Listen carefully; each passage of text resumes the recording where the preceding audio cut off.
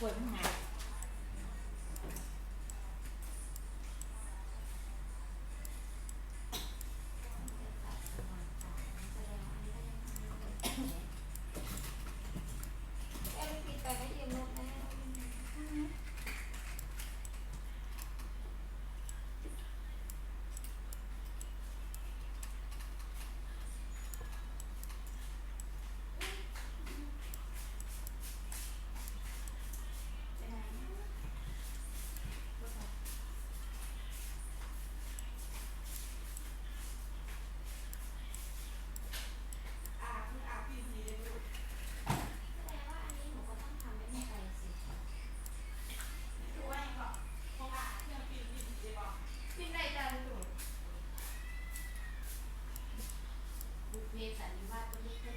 วันที่ทำเป็นไงบ้าง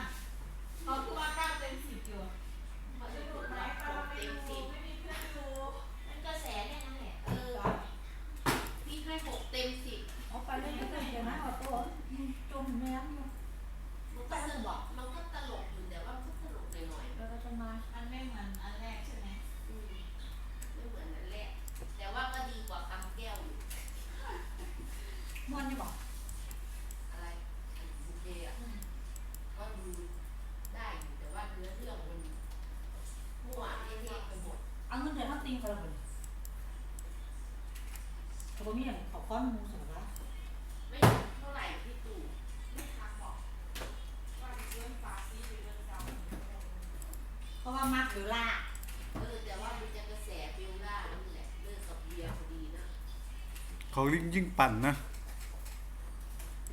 น่าจะพวกเขาแย่ตายกันเนาะ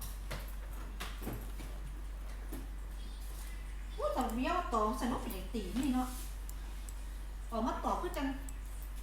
คบมาคนนี้ดีที่สุดมันได้178ใครรู้อะไรเลย นี่น่าจังเป็นก้อนตะกระเสียเขาดิน่าแสดงว่าตับเมื่อเราจะเอาตำแหน่งว่างที่กองมันสวัสดิการที่ตู่แล้วจ้ะว่าจะเอาตำแหน่งนั่นที่ตู่ที่กองสวัสดิการโอ้ยแต่แม่โลดอ่ะนะโลดเลยสิเดินไหนจ้ะบางทีตั้งเดือนอะไรก็ได้จ้ะบางทีตั้งเดือนอะไรเบอร์โทรเพราะมันไม่มองละแม่ไม่ต้องใช้เงินบอกอ่านตัดเดือนเด้อ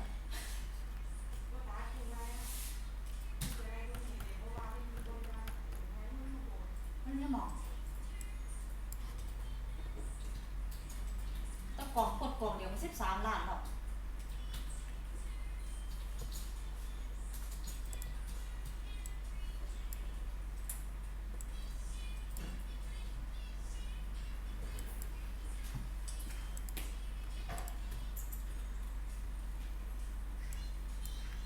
เด็กเขามีขนมกับนมนะ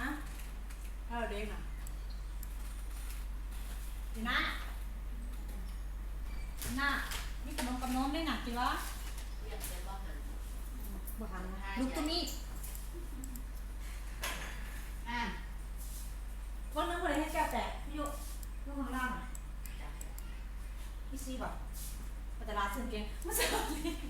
เขาจะบอกจะใส่เกงไหนลูกเลย